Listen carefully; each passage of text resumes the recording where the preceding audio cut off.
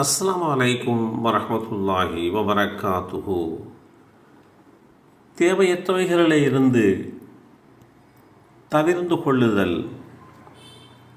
Abu Hurairah ரலியல்லாஹு அன்ஹு அவர்கள் அறிவித்தார்கள், அல்லாஹுடைய தூதர் ஸல்லல்லாஹு அலைஹி வஸல்லம் அவர்கள் கூறினார்கள், ஓர் அடியானின் இஸ்லாம் அவனுக்கு தேவையில்லாத காரியங்களிலிருந்து தவிர்ந்து கொள்ளும் போது அழகு பெறுகின்றது.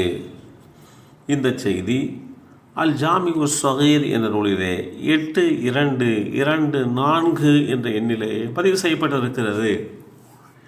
நல்லோர்களுடைய நிலை குறித்து வேதமறை குர்ஆன் எடுத்துரைக்கும் போது அவர்கள் வீணான வார்த்தைகளை கேள்வியுற்றால் அதில் சம்பந்தப்படாது அதை புறக்கணித்துவிட்டு எங்கள் காரியங்கள் எங்களுக்கும் உங்கள் காரியங்கள் உங்களுக்கும் பெரியது என்று கூறிவிடுவார்கள். அல் குர்ஆன் அத்தியாயம் 28 சூரத்துல் கஸஸ் வசனம் 55 இந்த செய்தி தெளிவுபடுத்தப்பட்டிருக்கிறது. எந்த ஒரு செயலில் ஈடுபட்டாலும் அதன் மூலம் நமக்கோ அல்லது பிறருக்கோ ஏதேனும் பயனுள்ளதா என்று கவனிக்க ஒருபோதும் மறந்துவிடக்கூடாது. எப்போதும் எதிலும் பயன் தரும் பாதையில் பயணத்தை அமைத்து கொள்ள வேண்டும் என்று அல்லாஹுடைய தூதர் ஸல்லல்லாஹு அலைஹி வஸல்லம் அவர்கள் நமக்கு வழிகாட்டி தந்திருக்கிறார்கள். அல்லாஹுடைய தூதர் ஸல்லல்லாஹு அலைஹி வஸல்லம் அவர்கள் தங்கள் முன்பாக திரண்டிருந்த சபை ஒன்றில் இன்று இந்த வாசல் வழியாக முதலில் யார் நுழைகிறாரோ அவர் சுவர்க்கவாசி என்று மஸ்ஜிதுன் நபவி என்ற பள்ளிவாசலுடைய முன்வாசலை காண்பித்து கூறினார்கள். அப்படி கூறியதற்கு பின்பாக உள்ளே ஒருவர் நுழைகிறார். அவருடைய முகத்திலும் சந்தோஷம்.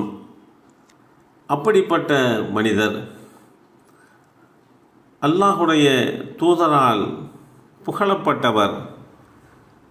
சபையில் இருந்த ஒருவர் எழுந்து நேராக சென்று அப்துல்லாஹ் இப்னு சலாம் ரலியல்லாஹு அன்ஹு அவர்களிடம் அல்லாஹுடைய தூதர் ஸல்லல்லாஹு அலைஹி வஸல்லம் அவர்கள் சொன்ன அந்த சோபனத்தை சொல்லிவிட்டு, உங்களுக்கு இந்த சோபனம் கிடைப்பதற்கு உங்களிடம் இடம்பெற்றிருக்கக்கூடிய எந்த அம்சத்தை நீங்கள் காரணமாக சொல்வீர்கள் என்று கேட்கிறார்கள்.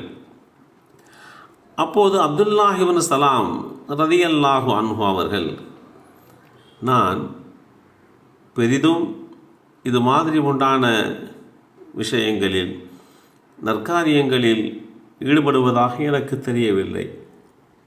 ஆனால் 2 அம்சங்கள் என்னிடத்தில் இருக்கின்றன. அந்த 2 அம்சங்கள் கூட நான் சொர்க்கத்திற்கு செல்வதற்கு காரணமாக இருக்கலாம் என்று கூறி எப்போதும் என் உள்ளத்தை எந்த சலனமும் ஏற்படாதவாறு கட்டுப்படுத்தி வைத்திருக்கிறேன்.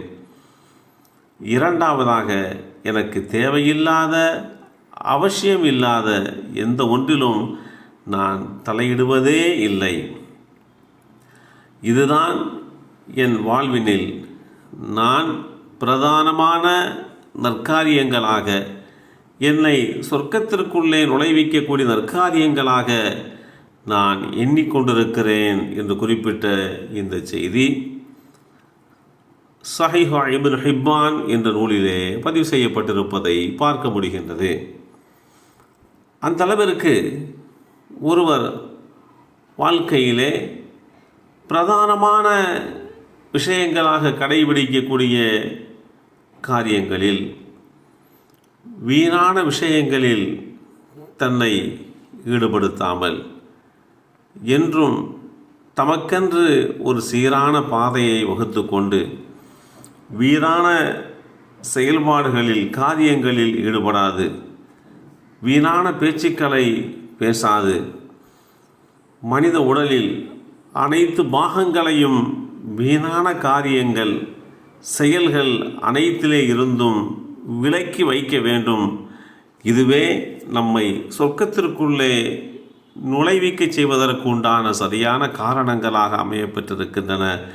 எல்லாம் வல்ல அல்லாஹு தாலா நமக்கும் நம் சந்ததிகளுக்கும் இப்படிப்பட்ட பாக்கியத்தை வழங்கி அருள் புரிவானாக. அஸ்ஸலாமு அலைக்கும் வரஹ்மத்துல்லாஹி வபரகாத்துஹு.